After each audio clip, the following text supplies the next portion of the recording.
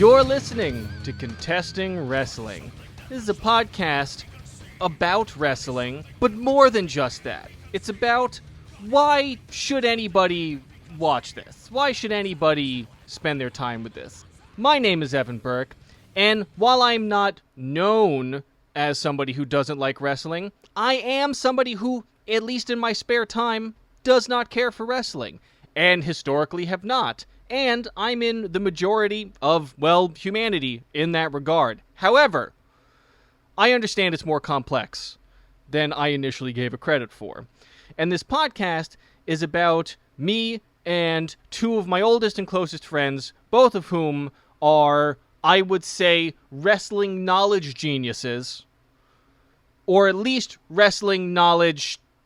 I don't have another word. They're geniuses in when it comes to remembering wrestling stuff. No, that's good. We're geniuses. We can go with that. It's so easy to look at an art form that you don't understand, even one that you hate initially when you see it, and say, well, whatever, I'm done with it. It sucks. Who cares? Who needs to know anything about this? But then, if you know people who you love and respect and they're really into it, that's maybe you should try to get into. That's why, I spent so long just being like, fuck wrestling, it's terrible. And I'm like, no, you know what?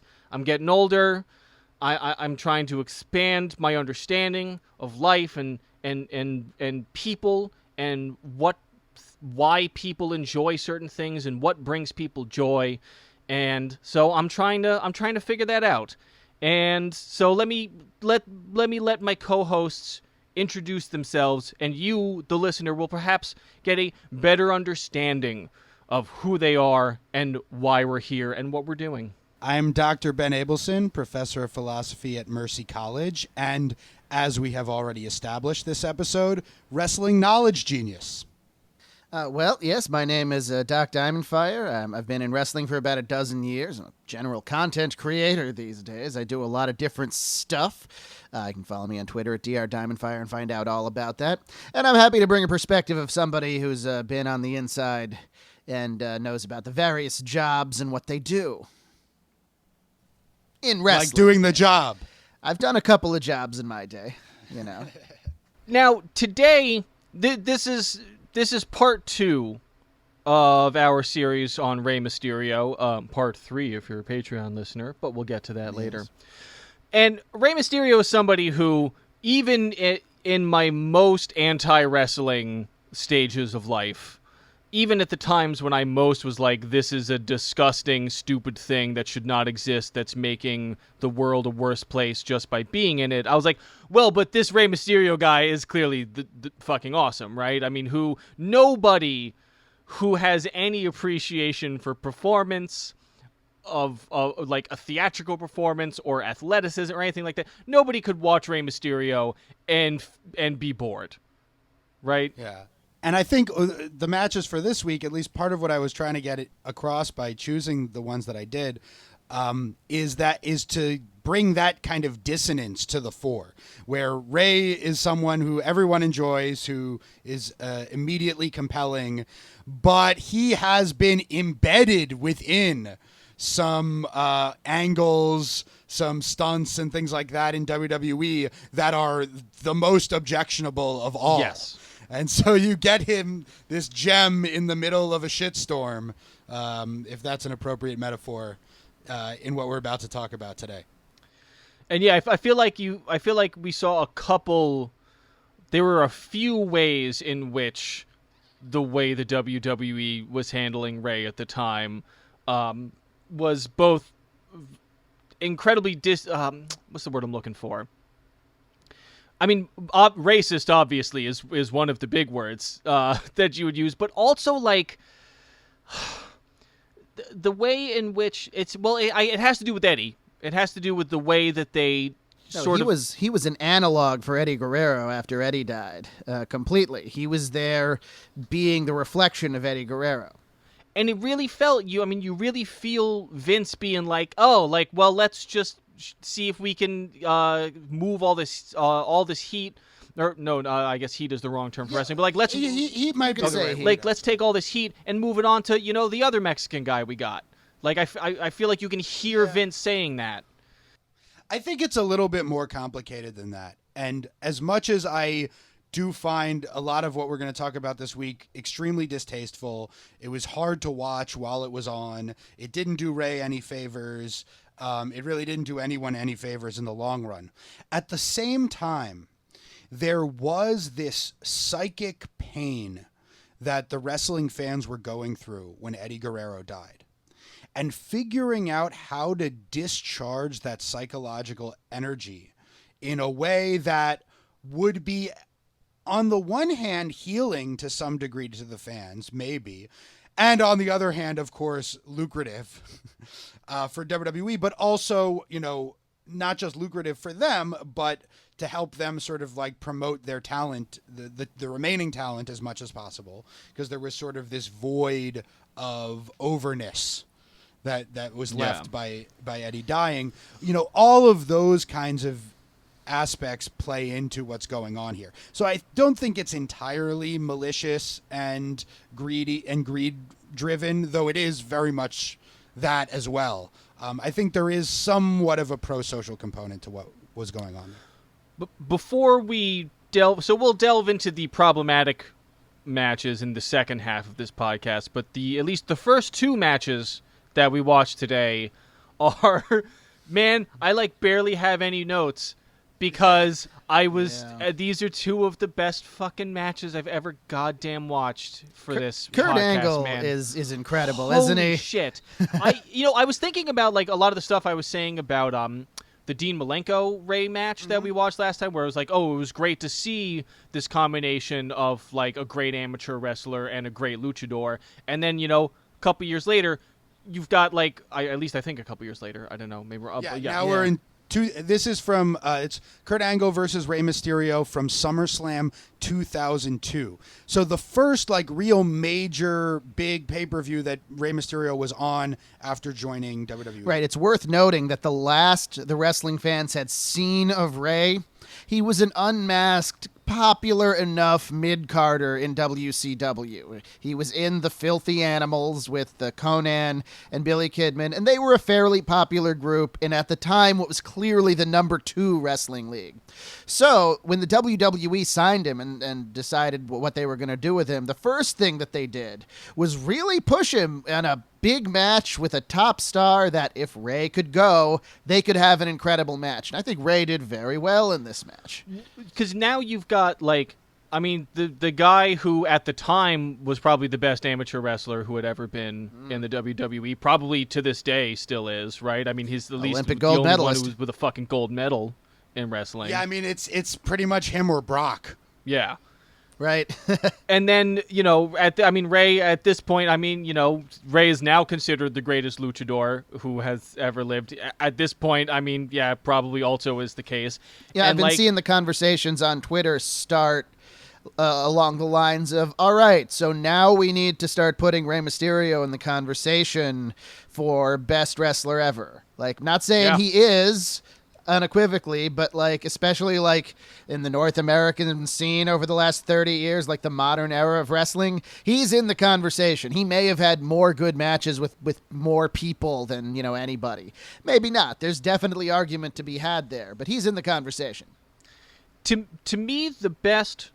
So on a technical level, I guess, or on a on a aesthetic level, unaesthetic level, my favorite matches tend to be ones between two wrestlers who are technically excellent at very different styles. And man, is this just something you can sink your fucking teeth into. Just right from the beginning, the start is incredibly hot. Mysterio sneaks up on Angle, does the springboard from behind him into this cool head scissors that Michael Cole calls a Hurricane Rana, which it definitely is not anything resembling a Hurricane Rana. But that aside, they just go back and forth right from the start. Angle does this crazy roll into the ankle lock, and just they're trading counters at an incredibly frenetic pace. And something about this match to point out is it has the pace of a crazy nonsensical spot fest, but with structure and reason built into it as well. And this is the really indicative of the style that was going on, particularly in SmackDown from 2002 to 2005, which what's often called the ruthless aggression era of WWE. And it on SmackDown, forget about Raw, but what was going on SmackDown at the time is one of my favorite eras of wrestling ever. It's really what made me fall back in love with wrestling. After I had sort of lapsed as a fan after being really into it as a kid, it was during this period, and this is when, we met Doc, and I started watching wrestling with Doc. And we've talked a bunch in this podcast already about how early 2000s was bereft of anything valuable culturally, like in music or anywhere else. But in wrestling, shit was awesome. And it was this period of wrestling that really, ignited my interest to up until the present day. The WWE had recognized openly, when people asked in press conferences and so on openly, that they needed to rebuild. They had an incredibly hot several years. Ratings were starting to come down, and they knew they couldn't just do the Attitude Era still.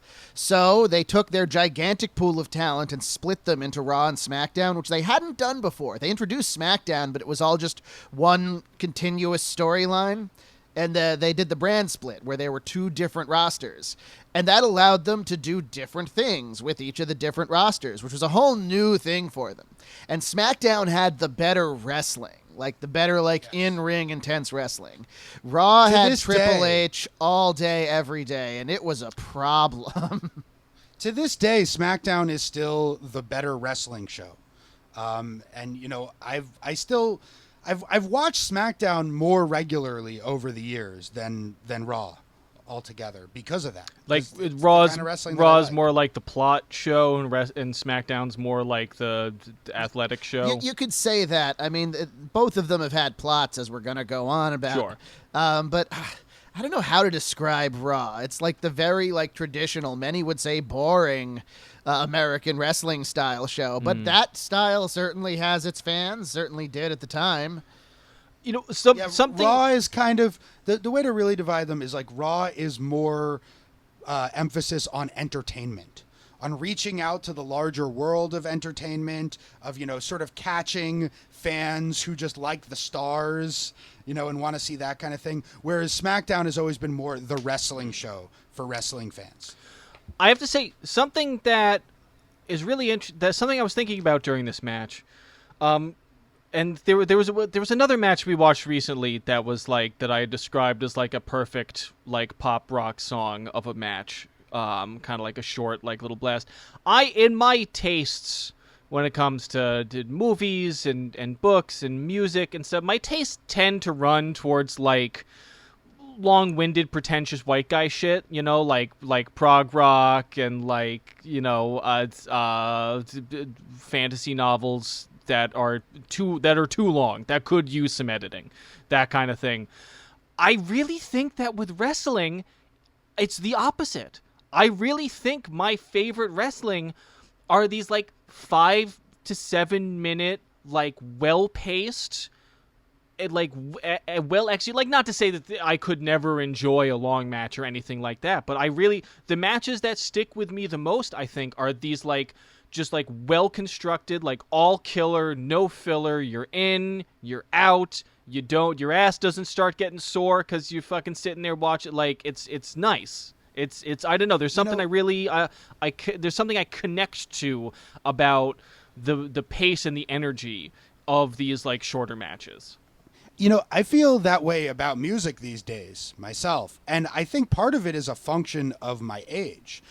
I liked a lot more epic, freewheeling, proggy, experimental kind of stuff when we were in high school and college and stuff like that. Now I veer towards stuff that's short and concise, but with some frills thrown in it. Sure. With some interesting rhythms or chord progressions or whatever. But I still want to hear a song, which wasn't true when I was younger. And I don't know. Maybe if you got into wrestling when we were in high school or something like that, you might have a little bit more patience for the entirely long possible. epic matches. So just a few moments in this match that I really liked. For one thing, we see Rey Mysterio reversing the angle slam into an arm drag. Yeah. Which will become important in the later match that we're going to talk about today. But also, I don't know if you remember, Shawn Michaels totally did that spot in his match with Angle that we watched a while ago. Oh. And he totally got it from Rey. Yeah, he got it from Rey. This match was years before that match. The opening of this match is fucking great. And especially now that I'm contextualizing it, and this is like Rey's first big like pay-per-view event for the WWE, it really makes a lot of sense because they do kind of a fake out. Yeah. Where it's Angle comes out and he's like, I'm gonna fucking totally win. I'm Kurt Angle. And then Rey's music plays and the camera pans over to where he should come out, and it's like, wait, where's Rey? He's not there. And then it cuts back to the ring just in time to see Rey sneaking in from behind, jumping up, and then flipping Kurt Angle. And it was incredible. Yeah, very good production there. You know, they knew how that had to come off on television, and you heard the crowd react when Rey revealed himself, and it was before we saw him. Very well done. I think this was the first time they did the spot where Rey wants to dive and the ref gets in his way. So then Rey just dives over the ref. Which was so much more effective than if he had just done the dive, you know? Yeah, that was great.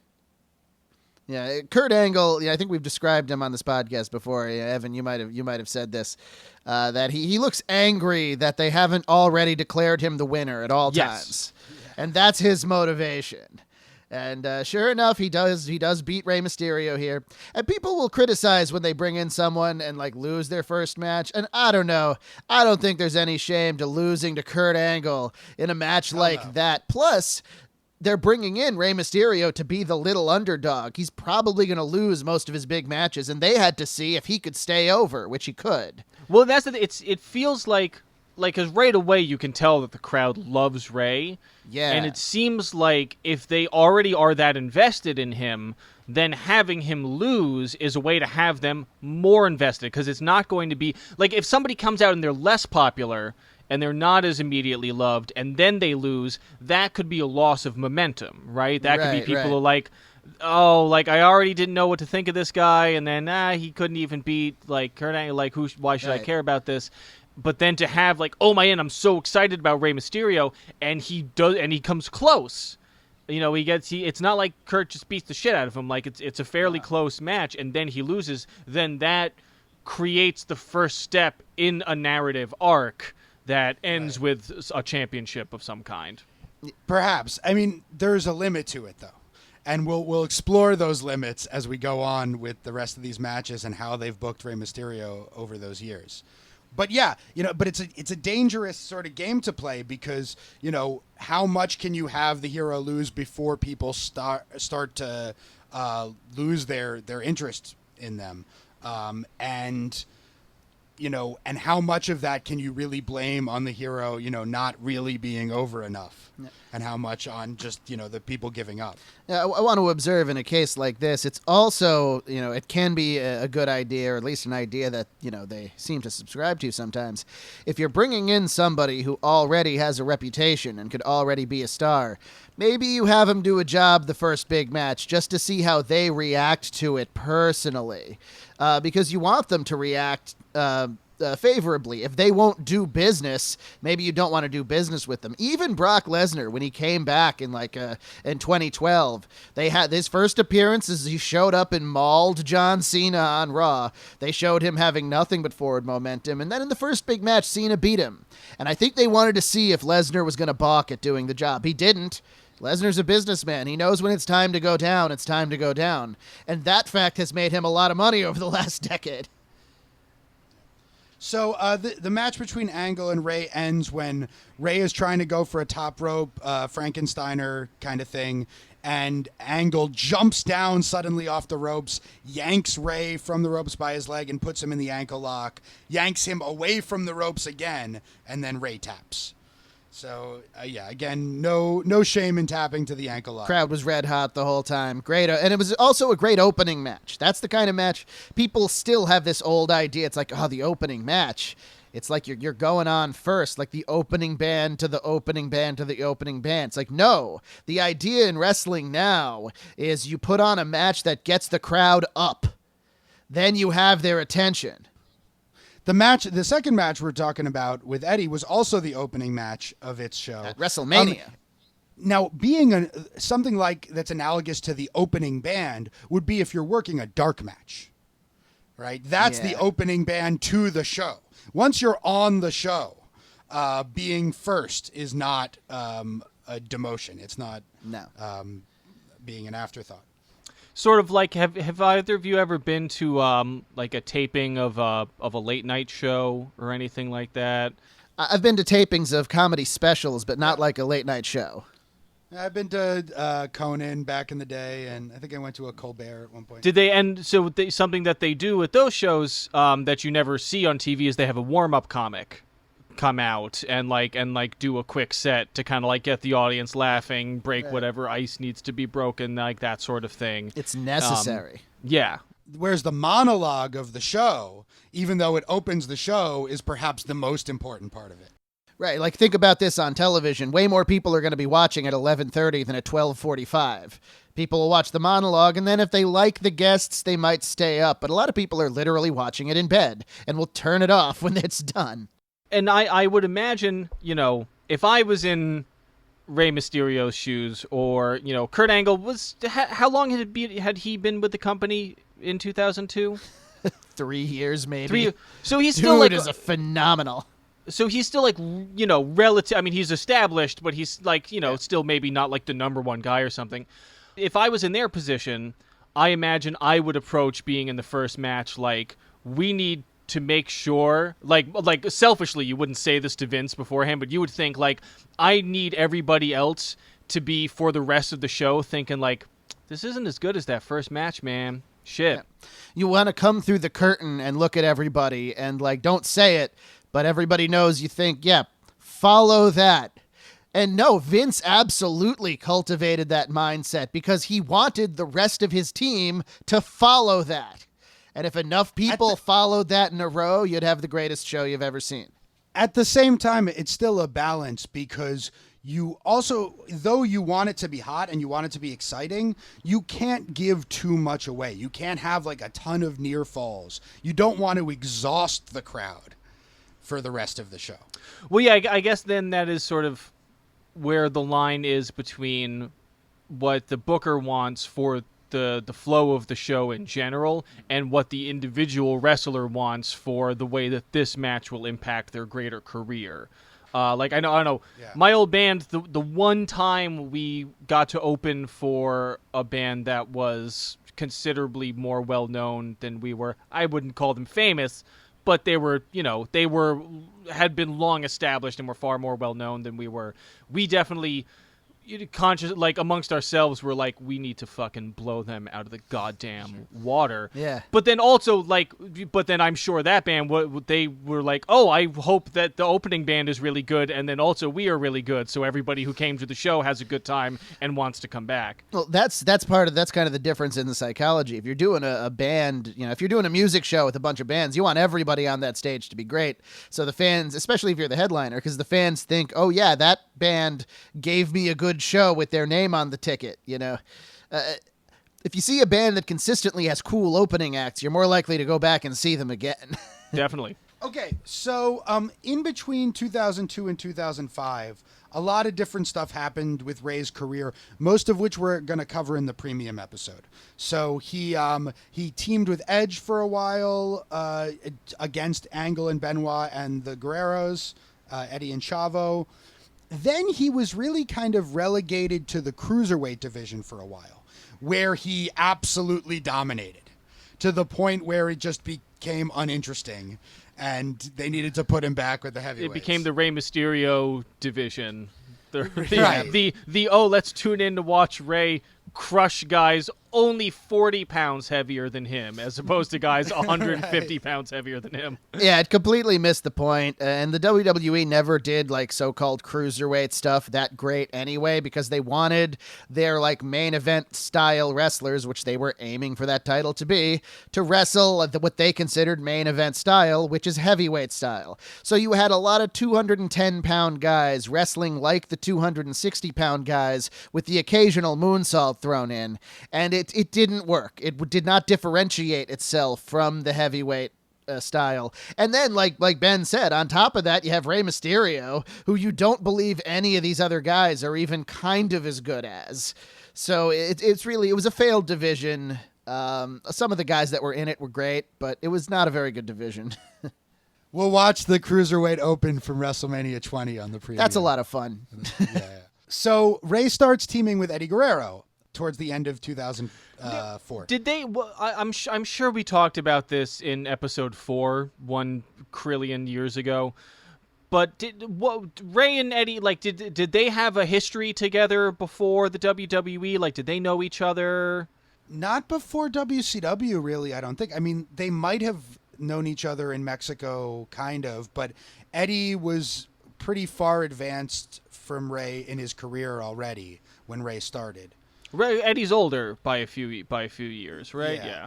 Yeah, Eddie was already on the world circuit when Rey was coming up, and Rey was signed to WCW pretty quickly. I mean, he had his periods, like he did a couple tours of Japan and everything, and wrestled for a few years in Mexico. But it wasn't like Eddie, who had more years under his belt, touring everywhere and like gaining experience before he got to WCW. He's definitely the senior guy.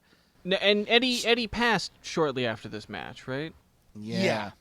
So here's the whole timeline, basically. So Eddie Guerrero had been the WWE champion in 2004. At WrestleMania 20, he defended the title. He loses the title, and we'll get into him losing the title on a later episode that's coming up pretty soon. But so he loses the title, and the story is he and Rey are the tag champs, but Eddie has this chip on his shoulder because he really wants to be back in the world title picture, and he feels like he may have lost a step, like maybe he's not as good anymore. So he wants to have this match against his tag team championship partner, Rey. This is the first time ever that tag team champions faced each other at WrestleMania. And Eddie wants to have this match to prove that he can still get it done one-on-one. So it's a pure babyface match. They're totally friends. It opens up WrestleMania 21. Now, before we get into the match, WrestleMania 21 was in Los Angeles, and they had this whole WrestleMania Goes Hollywood gimmick surrounding it. What did you think of all of that? So, Ben put in the Slack, oh, by the way, make sure you watch the WrestleMania Goes Hollywood video beforehand. And I thought perhaps it was connected to the match or something. And only once I got to the end of that did I realize, oh no, he just wanted me to watch it for reactions. Now the problem, listeners, is that the only appropriate reaction is one that I couldn't put on this podcast. Because the only appropriate reaction would be to force the three of us to sit in absolute silence for 4 minutes so I could feel like I took as many minutes away from Ben's life as he took away from my life by asking me to watch this segment. You didn't want to watch all the actual original vignettes afterwards that those were clips from? You don't want to see Triple H doing Braveheart for like 3 or 4 minutes? I'm not answering that question. I'm not dignifying. All right, I will. Okay. But it was worth it. It was worth it to see Eddie Guerrero as John Travolta's character from fucking Pulp Fiction, right? That was kind of funny. I will say, of all the vignettes, John Cena and JBL did A Few Good Men. But it was just an impression of them, you know. The rapid fire clips of every wrestler doing the fucking "you talking to me" bit from Taxi Driver. It was amusing. I will have to admit that was somewhat amusing. It was only my real problem with it was I was watching it and I was like, this is all right. But by the end I was like, man, this segment thinks it's hilarious. Like the people making this were like, guys, guys, we are fucking blowing it out of the water right now. And I was like, it's okay. Right. It's all right. But It's a fun idea. Steve Austin calling himself chief ass whooper of sorry sons of bitches also kind of made That is. He does have a way with words. Gladiator. I got to give him that. Gladiator, another movie of as I said, I've only seen 8 movies, and Gladiator is not one of them. It is a movie I only know through references. So getting to the actual match, I think this might have been the first time you've seen the full-on Eddie Guerrero lowrider lie, cheat, and steal entrance. I feel like I saw it at some other. I can't remember when I would have, but I do. It was familiar to me because I just remember seeing it come out and being like, this feels problematic in 2020. But also he just owns it so hard, and the crowd is so behind it that I'm like, all right, yeah, fuck it. Like he was such a gigantic hero. Such a hero. He is. We've been talking about an Eddie episode since before episode 1, and like it's gonna have to come because he is. Oh, very soon. He is a ludicrously charismatic man. Yeah. He really is. Like you cannot help but just smile when Eddie Guerrero is around. Like there is something so because it is all his physicality is really interesting to me because he more than most other wrestlers has. So a lot of guys have an ease of movement and sort of they put the pro in pro wrestling in the sense that you feel like it is almost sort of effortless what they do. But like there is something that's like so Eddie just has this combination of like complete nonchalance and utter like it's like a laid back mastery. Kind of like he just crushes it, and it's not like a disaffected man. It's not like an Orange Cassidy style thing where he's like, oh yeah, I don't care, I'm just like super good at this. He's just like it's like if you worked like a regular, just sort of like a regular job that was unexceptional, but you just happened to work with a guy who like was a black belt at like I don't know, like when I was working at a nautically themed grocery store that everybody loves that has an image that does not square with its business practices that I won't mention because they're very litigious, but I won't mention by name. When I was working there, you'd work with people sometimes who just like were masters of the job, where like you could just watch them like pack 2 grocery bags like and have them perfectly balanced in like 30 seconds. And I don't know. I don't. He makes it's it hard look to easy. articulate. Yeah, exactly. He makes it look easy. I guess that's the easy way to say. Yeah. Well, that's the difference between him and a guy like Orange Cassidy, where he makes it look like he doesn't care, when in fact, he cares a lot to be able to do it well. Eddie looked like he cared. He just looked like all of that fancy stuff he did came effortlessly. Yeah. He just did it not to show off, but because that's just how he did things. I'd say not quite effortlessly. Like Randy Orton to me is the image of the guy who just like it's all just so perfectly natural for him. Yeah, I never got the sense that Randy Orton was ever trying either. Eddie seems like a guy who's worked his ass off. Yes. Like you can tell that it didn't just come naturally to him. Now it, flows from him freely, but you can tell how much work he had to put into it to get to that point. And it's sort of like, it's more like a Mark Lanigan where like there's the grizzledness of it is all there. The pain and the hardship and the struggle you can still see there. But now that he's sort of through it, or to some degree through it, you're the product of all that pain and hardship just comes out of him naturally in a certain sense.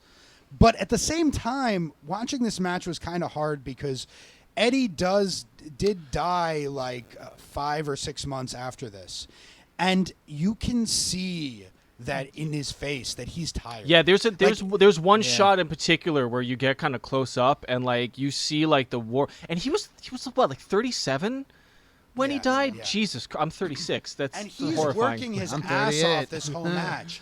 Even like his smiling and laughing, you can tell he's like putting everything into it.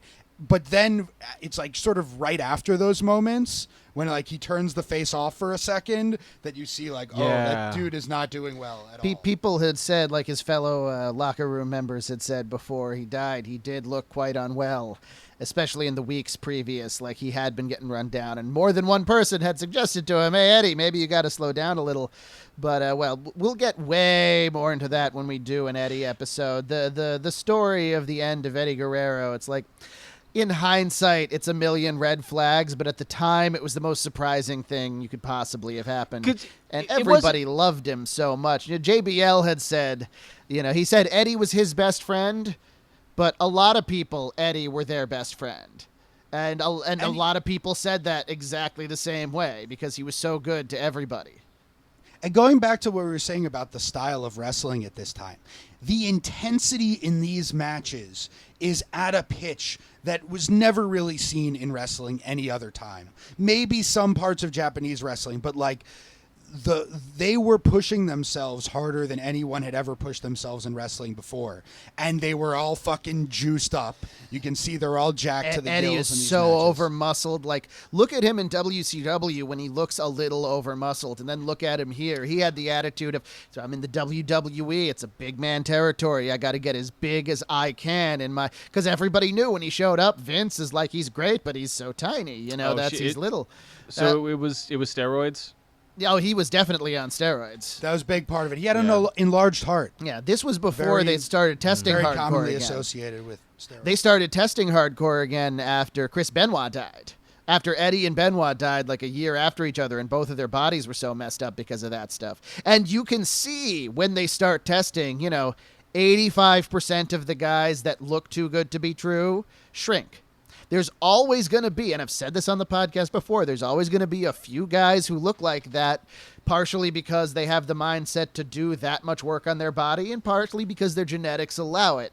But most of the guys don't, and I believe a roster when a few guys look like that, but not when everybody looks like that. And man, it really, like, I understand that there is like an ideal, sort of this like platonic ideal of like big buff dudes, and that was something that has existed in our culture for a long time. Like, I always think of like The Rock now versus The Rock in the 90s, and it's like, hey, look, we all, as we get older, put on some weight, get a little bigger, that kind of thing. But like The Rock now looks like he is almost inhumanly proportioned now. And if you watch him like 90s, early 2000s, he just looks like a really, really fit, handsome, normal guy.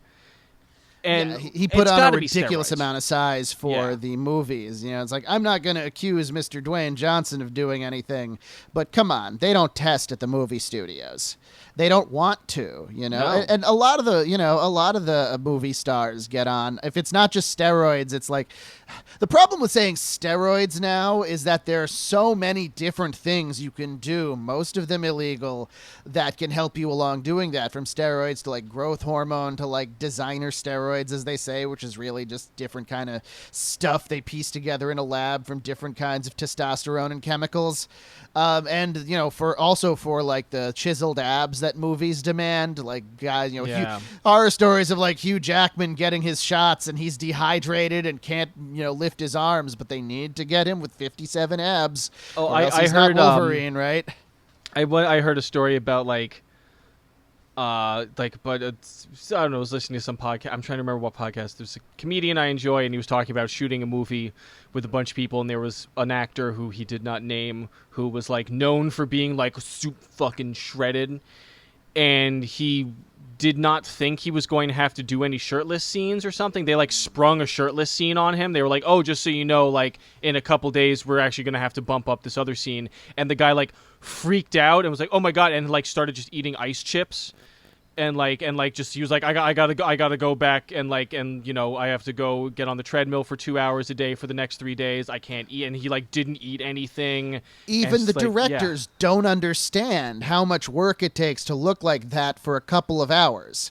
It takes months sometimes of work to look like that for a shoot or for an event, and then you stop looking like that. Nobody looks like that all the time. Look at John Cena. Right. John Cena has always claimed that he was not on steroids. He's like, look at my body over the years. It looks more or less the same. And if you look at him, he's right. His muscles have lowered a little because he's in his early 40s. But like, sometimes he has abs, but he never has 96 abs or anything. He did when he was trying to do bodybuilding and specifically cycling his diet and exercise to peak for a day. And then he ate something and immediately there's some water in your system and you don't have that many visible muscles.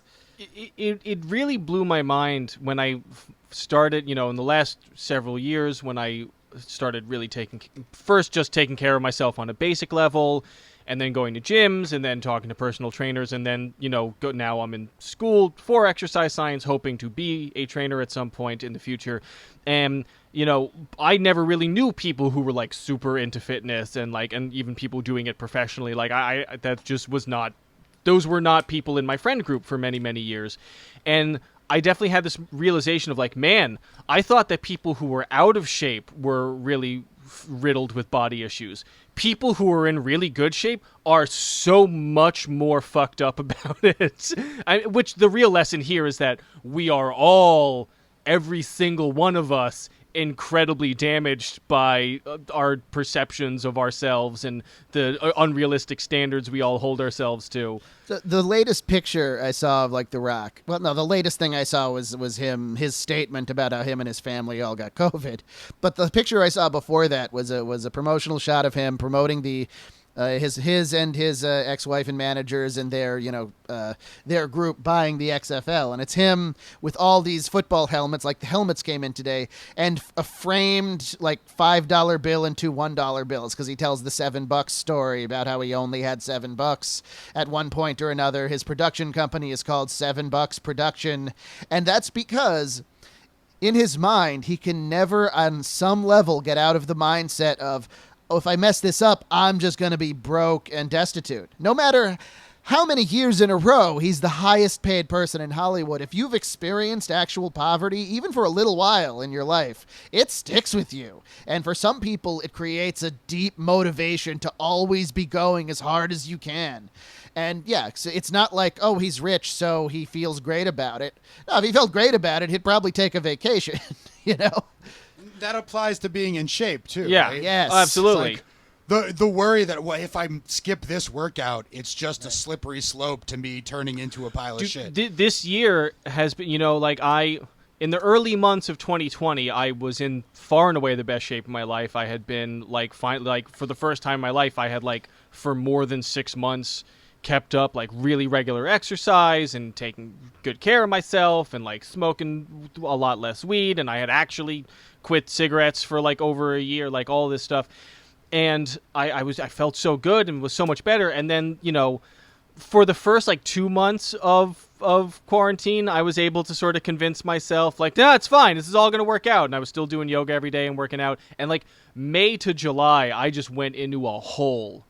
I just broke, and I was absolutely in a depression hole, and did not intentionally move my body at all, basically, for 3 months. And I'm now trying to put the pieces back together and crawl out of it. And it is what I lost in that time is terrifying. Is spiritually and existentially terrifying. The memory of what it was like to be in kind of good shape. I wasn't even in that great shape. I was just you were in just relatively exercising good shape. regularly, Yeah, and your body was reacting to it because you're supposed to exercise regularly, regardless of what your body looks like or what your ideal shape is. Then when you stop, and it's hard to keep it going, but when you stop, your body starts screaming at you no, we had to do this. So getting back to Eddie versus Rey. This is one of these instances where there's this cult favorite match. The Rey Mysterio Eddie Guerrero match from Halloween Havoc that we covered very early in the podcast. And that match makes its way to WrestleMania. That's a kind of cool thing that happened. Yeah. People always talked about it, and then finally it made its way to WrestleMania. And it's a good match. It's compared to a lot of other shit, it's amazing. At the time, I was frustrated by the fact that Rey Mysterio, he has this newfangled mask, which just covers the front of his face, and then there are straps behind him. And he is adjusting that fucking mask the entire match. I remember it's noticing incredibly that at the distracting. time. Yeah, it was like, oh, that's Ray's distracted all the time. That's a problem. There was, yeah, this was a match that I'm like watching it and was wondering why I wasn't that into it. Kind of, I was like, this has all of the components of a really good match, but it just never comes together. It almost feels like they're all wrestling independently of each other, and I think they're not like in one match together. Yeah, I think the focus just wasn't there. One, because Rey was distracted with his mask, and possibly also because Eddie was having trouble keeping up. Really, I mean, he does it, and some of his moves. You've expressed your fondness for arm drags, Yes. Evan. There's an incredible snap arm drag that Eddie does in this match that I thought you would notice. And then the finish is great. Eddie does a frog splash and misses. Rey moves out of the way. And I think that's the closest I've ever seen someone come to hitting the move but still miss it. Like Rey waited as long as he possibly could to move out of the way. And it was really effective, whereas most of the time you're like, why did he jump? The other guy was obviously going to move. You've also seen people move too late where they still got hit, and then everyone had to act like they didn't. And then the finish of the match is this unbelievable move where Rey goes for like a front head scissors, but then somehow twists in midair into a Hurricane Rana pin and gets the 3 count. And I still can't, like, it's so quick that your eye can't even quite follow how he moves from one position to the other. Eddie certainly looked surprised afterwards, as he was supposed to, you know. He processed all the emotions in his face. He was disappointed. He shook Ray's hand just a little, just to show we're cool. Yeah. I'm pissed you beat me, but we're cool. And that wouldn't be the case for long. No. Well, we'll get into all that. Now, I will say for the criticism that I just made, it was still a really great match. It's it's like when if your favorite band puts out an album that's just not quite as good as the other ones, sort of, where it doesn't feel it's together. But the next match, that we watched, really, really feels like 3 guys, all of whom are wrestling their own matches within, because I was shocked at how bored I was during this match. All right. Well, okay, so I think what's most interesting about that match is what's going on with the crowd, which we'll talk about a lot.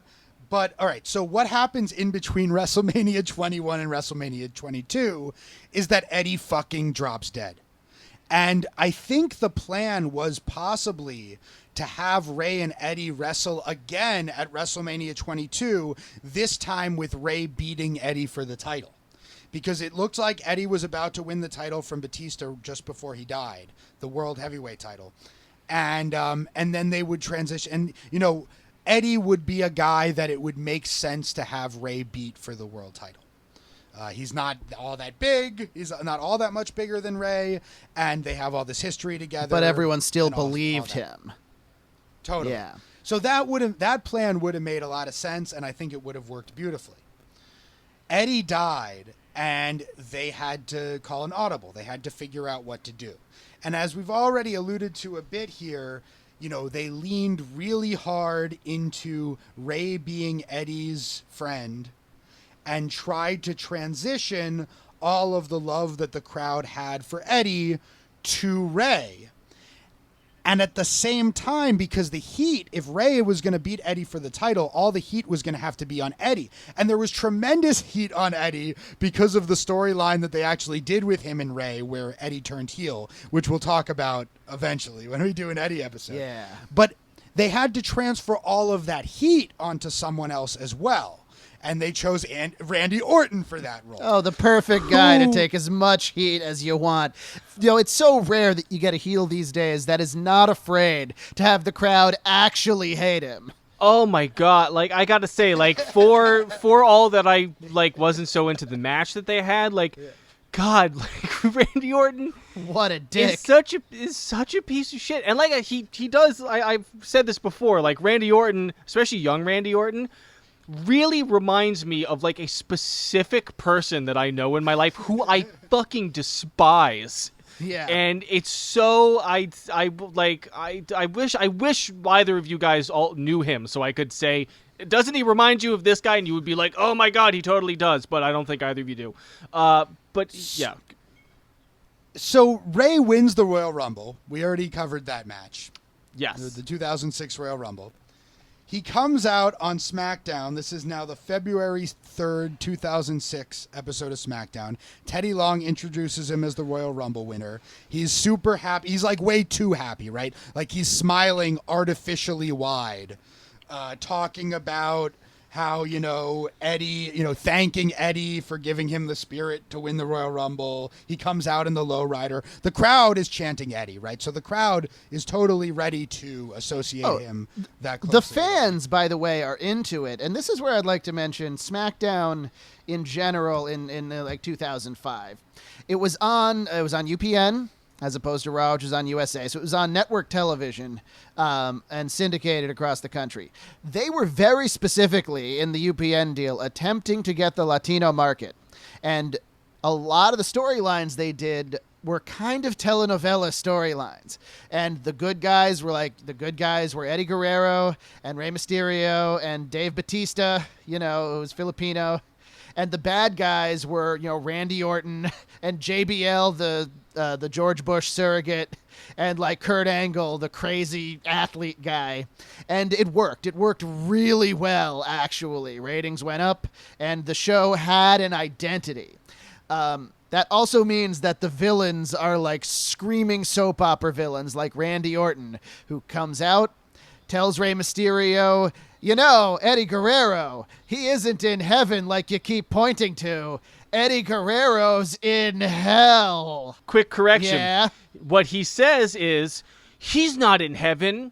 He's down there. He's down there. Wait.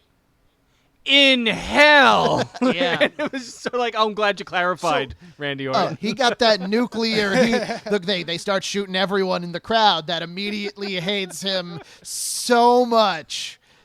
So there's a lot going on here to begin with before Orton even comes out. This suggestion that it's Eddie's divine intervention, right, that has both tested Rey but also helped him win. So already from the beginning they're being like, well, maybe Rey wouldn't have done it on his own, right? And Orton drives that point home. And then And it's also playing with what I guess they associate, sort of Catholic religiosity with their very Latino much market as well. At the WrestleMania match, there's Rey has his theme song played by the band that plays it, pt.2, the Christian metal band from San Diego that sings in English and Spanish and whose big logo is a brown-skinned Jesus with dreadlocks. And they leaned into that. And again, it worked. People liked that and watched it for it. Not us. for the Chicago crowd that night. The Chicago crowd the night of WrestleMania 22 did not seem to have any love for POD for Rey. No. And we'll get to that in a moment. That's a whole different story. I will. But yeah, just at the risk of sounding like a dick, while for all of the cultural significance of POD at the time, they are not good. They are not. I understand it's hard to argue taste. A B-level nu metal band. Yeah, I liked some of their singles. I listened, as a nu metal fan in general, everything else aside, I liked some of their singles. I listened to a couple of their albums, and they weren't very good. And I think that's about where to place them on that kind of hierarchy. So Orton challenges Rey. This is all to get under his skin so he can challenge Rey for his WrestleMania title shot. And Rey is really great at being defiant in this promo. Oh, yeah. He's way better at being defiant and angry at Orton than he is at being smiley and grateful for Eddie Guerrero's help. And then, Rey kicks him in the nuts and beats him up. But the next week, Orton comes out and doubles down on the whole thing, coming out in the fucking lowrider, talking about how Eddie Guerrero is no saint and all this shit. And yeah, watching this when it was happening, was so fucking uncomfortable and disgusting. We Oh, were yeah. really upset about Eddie Guerrero dying. Well, and there is this and the next bit really. I feel like I learned something about heels, and I learned something about the idea of a heel, and it's that like effective heel work is going to really effective heel work is going to exist in this gray area where you're like, this might not be okay. Right? Because like Orton comes out and he's saying this, and I'm like, this is the most I have ever hated somebody. Like not in my life, but in wrestling at least. Because it's like, and he has the best combination of like, he's like a really good looking guy who also like isn't charismatic like that, like, which is like some fucking serial killer shit. Yeah. He is a tribal tattoo made into a person, which is funny that he then has all those tribal tattoos. It's like how Steve-O has a big fucking tattoo of himself on the back. That's what Randy Orton's tattoos are like. Yeah, that's a good one. But it's also like, I'm like, this is in poor taste, man. Even for fucking wrestling. Like, the question is like, where does the heat go? Yeah. Like, are you just gonna hate this character for saying this shit, or should you really hate the company that has presented this whole situation? And I think people weren't sure where to put their hatred. And what ends up happening is, so Orton beats Rey at No Way Out for his title shot by cheating. But Teddy Long then puts Rey in the match anyway. He makes it a triple threat match. He doesn't make Rey beat anybody. He doesn't put another hoop for Rey to jump through. He, being the babyface general manager, is like, well, I know Orton cheated, so I'm just going to put you in the match anyway. This didn't do Rey any favors. No. You want to see the hero struggle as much as possible before the victory. So when we get to WrestleMania, it's generally a problem with babyface general manager just as a concept there, Yeah. So we get to WrestleMania, and Rey has this big entrance with POD with this like big headdress and all this stuff, which doesn't really go over very well with the crowd, I don't think, to begin with. But a huge portion of the crowd is booing him, and I think they're booing him for a couple of different reasons. One, there is a contingent of fans. And I met several of them personally and talked to several of them personally around that time who just didn't think it was believable to have a guy like Rey Mysterio as world champion. They just thought it did a disservice to the title to have someone as small as Rey Mysterio win it. That coupled with the booking, which made Rey seem illegitimate. You have Orton calling him a charity case, and there's a lot of reason for thinking that. They already suggested that he wouldn't have won the Royal Rumble without the spirit of Eddie Guerrero guiding him. And then he lost his opportunity to Randy Orton and then was just given another one. The crowd didn't like this at all. I think most of them there in Chicago wanted Kurt Angle to win this match. I was going to say, on top of all that, the Kurt Angle fandom, if you will, at that point, had started to really turn a corner. This is around when Kurt Angle would constantly be a heel, but could never get anyone to boo him because he was clearly better than everyone else in the ring. He cut, I'm not going to say what he said, and we'll show you one day. He cut what was meant to be a blatantly offensive promo. And I don't mean like intelligently being the evil guy. Just look at the camera and say some blatantly offensive stuff. And then he'd be like, I'm still going to go outside and you're all going to cheer me because you're idiots. And then he went out and everybody cheered him because he couldn't get them to not. And Rey Mysterio definitely suffered from that. This was not the case in 2002 when the match that we saw before. This is years and years of Angle the Pitbull destroying everybody. And it's not like the crowd liked Orton. And Orton was being a good heel. I like how he immediately grabs the belt from the ref and clobbers Angle. Yeah, that was good. When the match starts. But it's funny because they all pop for everything that Rey does. Like, you hear a pop every time Rey does a cool move, but then immediate boos following it for him taking control of the match. I mean, I thought the match was pretty good. Like, they actually acknowledged that the crowd, Taz calls them like a weird crowd or something. I thought the match was pretty good. In the end, it was cool seeing Rey hit the West Coast pop on Orton and getting the win. It was a little short. And the other thing was that the match followed that awesome Shawn Michaels, Vince McMahon street fight that we yeah. watched for a previous Follow episode. that, Didn't right? do it any favors either. Shawn Michaels was the king of Follow That. Yeah, I just could not attach myself to this match emotionally. Like I just couldn't. I don't know what was missing for me, but this one didn't really do it for me. Well, a lot of wrestling fans agreed with you because even in the abstract, because of the length and because of everything Ben said, the match isn't a bad match and nobody considers it a bad match. But as far as like a big time WrestleMania main event, it's a little disappointing. Good for Rey for winning the title, you know. Right, but like that moment should have been this incredibly triumphant thing. Yeah. And instead, I'm pretty sure they turned down the crowd audio during Mysterio's celebration because it didn't make sense to have the crowd booing for the ultimate underdog to finally win the world title. And it's just so sad that the context of it all really ruined what should have been this incredible, momentous moment. And did you notice Rey Mysterio's family? They showed his son Dominic on camera. Yes.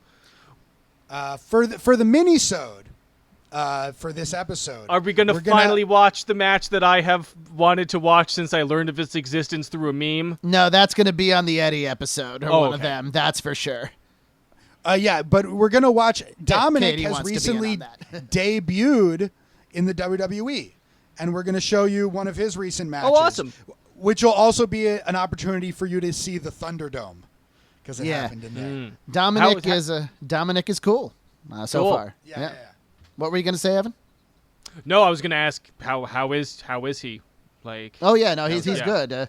Ray didn't. Yeah. Ray wanted him to train with several different people before coming to the WWE in the Performance Center, and it shows. He does not look like a cookie cutter guy. listeners, in case you are not sure of what I'm talking about, some time ago I saw a meme floating around that was just like, oh, just remember, like the WWE once had a ladder match to determine the custody of a child. And I was like, what? How? I was enraged that we had not watched this yet. I was Telenovela like, we're getting storylines. to it. Telenovela storylines. That's what I'm saying. This was real soap opera stuff, and again, it worked. It got the audience they were looking for. I feel like if you would want to pull non-wrestling fans, like shit like that is just like, oh, like we had a ladder match for the custody of a child, or just like just some kind of like, it's like, oh, if you lose this match, you have to divorce your wife and move away from your family forever and abandon your children. Like There that have kind been of shit. things like that. Yeah, that's not very well, but the ladder match was good. I noticed this recently, but it's also here in this match. Ray has Louis Vuitton logos on his mask. I think Really? they might be designed by them, which would be really interesting. I know he spares no expense on them. His image is the most important thing past his moves and athleticism, I think. The kids love the mask.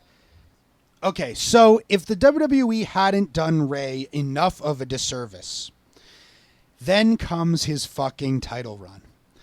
And, the crowd, most of the crowd got behind him again, as we saw in this match, this last match. There's a big difference between the destination crowd of WrestleMania, 60,000 people, the screamingest wrestling fans in the world, coming to the one place where they're there to see the best wrestling, that year, and your local arena's crowd full of people that just want to watch the TV show and cheer and boo. Right. So this the last match we're talking about is Ray versus the Great Khali from the May 12th, 2006 episode of SmackDown. And so what happened after he won the title is he defended it against Angle, he defended it against Orton. His next big challenger was going to be JBL. Now, leading into the JBL match, and I really, we're going to talk about it. I'm not sure exactly what the thinking was, but week after week, they had Ray just lose in non-title matches. He lost one to Mark Henry, which was a little bit better match than this one, but there were a couple of reasons why I picked the Khali one. Mark Henry is a lot better than the Great Khali. Much better, yes. So he loses to Mark Henry. Then this week we see him lose to the Great Khali. The next week he fought Kane, and he would have lost to Kane, except it was May 19th. You'll learn. I why. actually know what that is. Because there was a time around the time See No Evil came out, like a couple months before, I went and hung out with you at your place when you were living in Park Slope. And you were like, I'm going to watch wrestling. And I was like, well, I don't have anywhere else to be, so I guess I'll sit here and watch it with you. And it was an episode where they were really punching you in the face with the words May 19th over and over again to this day. And also all the years intervening in which I never thought about wrestling or cared about wrestling. Every time I hear the date May 19th, I May fucking 19th. think about this. Every time. It works when you do it like that. It really does. Oh man. So so they just kept jobbing Ray out week after week, and sometimes champions will lose in non-title matches to get heat on their opponents, Or to but set then up they'll a title get match. or to set up a title match, but they'll get the win back eventually. Ray never got any of these wins back. He never beat Khali. Years later, after Ray wasn't the champion anymore, he had another match with Great Khali, which ended in like a DQ or something. Like, he never fucking got these wins back, and it's not like it was even a competitive match. Your world heavyweight champion comes out and just gets completely squashed. Totally annihilated. Now, he eventually beat JBL in the match they were leading up to. And don't worry, Evan, we will watch a Ray versus JBL match for the JBL episode. So I will say something that happened during the course of watching these matches. Yeah. I did, my understanding of wrestling on a primal level went up a little bit.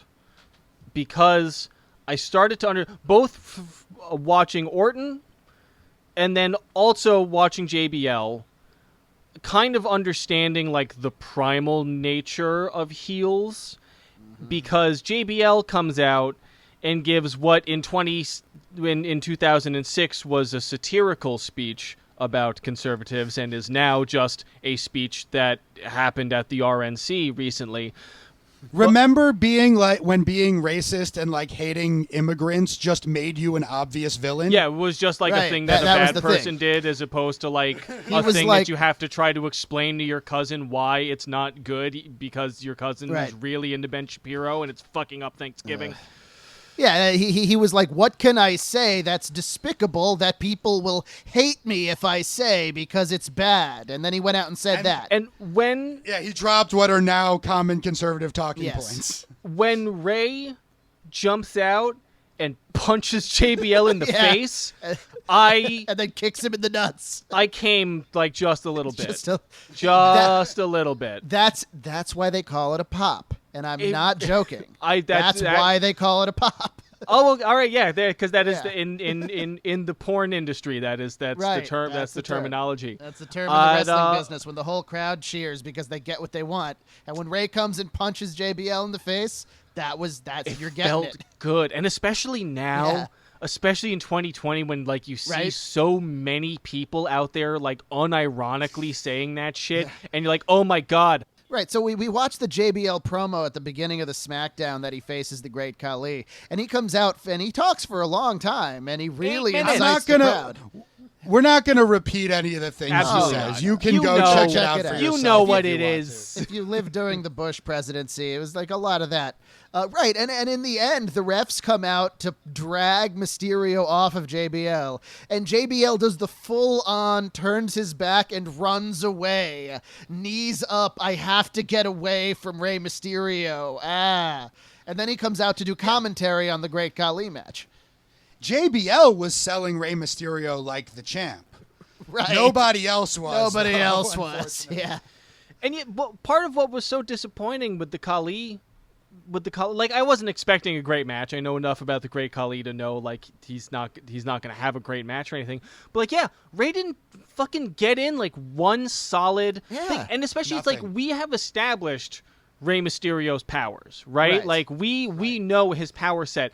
You saw the springboard drop kick. You've seen his springboard drop kick knock 7-foot Kevin Nash on his ass. Absolutely. This time he does it to Khali and himself falls backwards because Khali doesn't budge at all. So looking forward. I was like, oh, Ray's going to jump off the top rope and wrap his legs around Khali's face and twist and bring him down to the mat, and it's going to look really cool. And it's like, and especially like if you've got a guy like Khali who is not really very good at wrestling and can't really move around, but I'm like, one thing I bet he could do really well is get flung around by Rey Mysterio in a way that looks awesome, right? And even if Ray's still going to lose at the end, right? Because I get the idea of like, oh, Khali gets him and throws him down and he can't get up. That's fine. I'm willing to go with that. But to have just Rey like just not do anything or like not be able to do anything against this guy was fucking really sad and disappointing. The shot that they showed over and over again of Ray's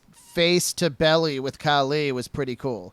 And it was all downhill from there. Like, you know, everything you just said. Like, Khali wrestles like he's a tree. You know, he's like an ant or something. Like, he can barely bend. He can barely move. But he does, like, two things. He'll hit you, or he'll pick you up and then drop you. And both of those moves are sold like death by, like, everyone. And it does end with him picking up Rey with the choke and giving him the big choke bomb and then pinning him by just stepping on his head. Right. And it's so sad. See, at the time they were building Khali up for The Undertaker. Sure. Which they saw as more important than their world champion at this point. They could have had Khali beat someone else. And I wonder if part of me feels like they had already given up on Rey as champion here, like the way the crowd reacted at WrestleMania and maybe the way they were hearing a lot of other people react to Rey being champion at this point negatively, influenced the company to the point where they were like, well, the people aren't really into it, so let's not invest any more in him. And he eventually again he did beat JBL and he went on, he had the title for like another month after that. But it was a sad, disappointing run altogether. He did win the WWE title years later, and even that they only had him hold for a week. So they just they lost. I think there was a moment where they thought Rey Mysterio could be their real top babyface, like when Eddie was still alive. They might have thought that, but by the time WrestleMania 22 came around and the aftermath, they had given up. Well, it's worth noting in 2004, 2005, they were looking for a new top babyface, and they were going with John Cena and Batista. And John Cena was doing very well, but there was already a backlash brewing against his straight-laced character. And Batista was very popular, but he had also proven to be quite injury-prone and had to take large swaths of time off. Not that Mysterio wasn't, but that book had not been closed. They had not decided, okay, John Cena yet. It's tough with Batista because a lot of his blood, his traps are so much larger than a normal man's that the blood spends a lot of extra time sort of up there, and then that makes it easier to get injured in the rest of your body. Science. Batista definitely looked too good to be true, that's for sure. I think he had a lot of shoulder injuries. Yeah, right? and bicep tears. Wow. Why even have those traps? What's going on with Rey now? What's going on with him? He's in the WWE. With Dominic. With Dominic, yeah. Oh, that's cool. The focus is on Dominic now. So yeah, we'll show you that we'll show you a match with the two of them teaming. Because I would for the minisode. Man, I would love. I mean, I guess I could say this about any wrestler I like, but I would love to see Rey jump ship to AEW or somebody else and just see. Just let somebody else fucking we book gotta him. We gotta keep getting through the Lucha Underground. It's been a little while because Rey eventually shows up in Lucha Underground for a hot minute. Oh, okay, all right. Yeah. We're gonna. I wasn't sure if we should spoil it. That's not a spoiler. That's an enticement. Yeah, I was gonna say that's a motivator. I didn't. Yeah, but I did. There was a match from Rey's Lucha run that I thought of including in the premium. Oh man, are we gonna get to it? Let's get to it. We should just fucking get to it. Yeah. All right, yeah. We'll start. It's from the finale of season 2. Yeah, okay. We might have to just put out some extra premium episodes to get through to make some progress on Lucha, because I am also really enjoying Lucha Underground. It's a good show. Listeners, if you are not a premium listener, which, by the way, you totally should be, patreon.com/contesting wrestling, where for $5 a month you get access to the one extra episode a week that we put out. But I'm saying we should put out a couple, maybe 2 extra episodes for a little while so we can get through Lucha Underground, because normally our premium episodes are complements to the main feed episodes, so it'll be like, like we're going to do another episode about Rey Mysterio after this one that'll come out on the Patreon, but then sometimes we will just watch an episode of Lucha Underground and talk about it, the great, now canceled wrestling serial. And so that's just so if that sounds enticing. We'll see to you, how it goes. Yeah, just check it out. All right, final thoughts for this episode? That one thing about what Rey is doing now, also, they just announced that he's getting his own children's cartoon on Cartoon Network Latin America. That's the awesome. the level of hero Rey is to those kids. So that's I what would say about imagine, that. yeah. Rey Mysterio is one of the greatest of all time. This was an interesting this period in Rey's career. It was the best of times and it was the worst of times, because as much as we complain about the booking, the WWE took him and put him on top and had him main event with people, across the country and around the world, and it was the biggest part of his career.